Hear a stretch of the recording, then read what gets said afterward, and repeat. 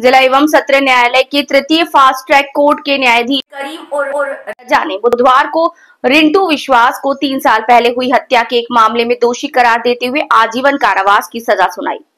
जिला और सत्र न्यायालय के तृतीय फास्ट ट्रैक कोर्ट के न्यायाधीश करीम और रजा ने बुधवार को रिंटू विश्वास को 3 साल पहले हुई हत्या के एक मामले में दोषी करार देते हुए आजीवन कारावास की सजा सुनाई। अदालती सूत्रों के अनुसार 14 अगस्त 2022 को रिंटू 15 वर्षीय रोनी हालदर को बहरामपुर के पास कृष्णामती इलाके में उसके घर से ले गया था।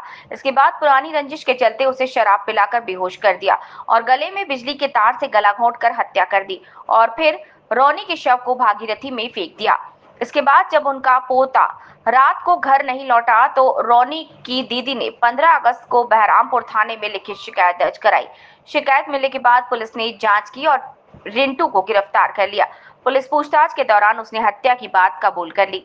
इस मामले में सरकारी और बचाव पक्ष के वकीलों की गवाही और सुनवाई के बाद न्यायाधीश ने मंगलवार को रिंटू को दोषी पाया। न्यायाधीश ने आज सजा सुनाई। सरकारी वकील अतीन उपाध्याय ने बताया कि न्यायाधीश ने उसे हत्या के लिए आजीवन कारावास और सबूत नष्ट करने के प्रयास के लिए 3 साल की अतिरिक्त सजा सुनाई। दोनों सजाएं एक साथ चलेंगी। न्यायाधीश ने 2 मामलों में 10-10 हजार रुपए का जुर्माना भी लगाया। जुर्माना अदा न करने पर 1 माह की अतिरिक्त सजा भुगतनी होगी। সবাইকে আমি নমস্কার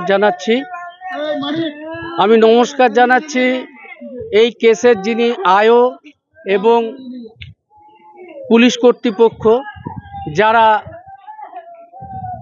এই কেসের ইনভেস্টিগেশনটা যথাযথভাবে করেছিলেন, উপযুক্তভাবে করেছিলেন এবং উপযুক্তভাবে যে সাক্ষীগুলোকে তৈরি জোগাড় করেছিলেন। সবথেকে বিশেষত্ব হচ্ছে এই কেসটাতে একটা সাক্ষীও বিরূপ হয়নি, হস্টাইল হয়নি। 15টা সাক্ষী টোটাল প্রসিকিউশনের পক্ষ থেকে দেওয়া হয়েছিল এবং প্রত্যেকটা সাক্ষী যথাযথভাবে এই কেসের সমস্ত কিছু বলেছেন। আজকে যে ভদ্রমহিলা মমতা হালদার যিনি অভিযোগ করেছিলেন, তিনি প্রতিদিন এই কোর্টে এসে আমার হাত ধরে কান্নাকাটি করে একটা কথাই বলতেন, আমি কি নিয়ে থাকব।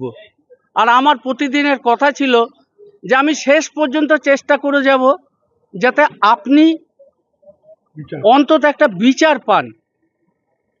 আমরা আজকে আসামিকে সাজা দিতে পেরেছি, এর মাধ্যমে এই বার্তাটাই দিতে পেরেছি যে সমাজে এখনো আইনের শাসন আছে, এখনো সমাজে কোর্ট আছে, এখনো কোর্টে গেলে সঠিক বিচার পাওয়া যায়। আমি এই কাজের জন্য এই আমার সাফল্য, পরিশ্রমের যে সাফল্য, এটা আমার যারা সতীর্থ আছে তারা প্রত্যেকেই আমাকে সাহায্য করেছেন।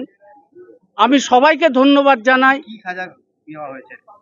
আজকে হাকিম সমস্ত কিছু বিচার করে তাকে 302 ধারায় খুনের অভিযোগ, তাতে লাইফ ইমপ্রিজনমেন্ট, রিগোরাস ইমপ্রিজনমেন্ট, সশ্রম কারাদণ্ড এবং 10,000 টাকা ফাইন, অনাদায়ে আরও 1 মাস, আর 201 মানে লাশ গোপন করার জন্য সেই ধারা মতে তাকে 3 বছরের সশ্রম কারাদণ্ড, সাথে 10,000 টাকা ফাইন এবং অনাদায়ে আরও 1 মাস এই সাজা শোনালেন।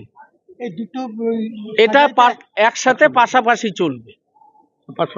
সব থেকে বর্বর এবং নিষ্ঠুর অপরাধ এইটাই যে একটা 3 বছরের পুরনো রাগকে পোষণ করে একটা অনাথ 15 বছরের বালককে প্রি প্ল্যান্ড মদ খাওয়ানোর নাম করে তাকে মদ খাইয়ে ঠান্ডা মাথায় নিজের বাড়িতে পেছন থেকে গলায় তার জড়িয়ে তাকে হত্যা করে গঙ্গায় ফেলে দেওয়া হয়েছিল।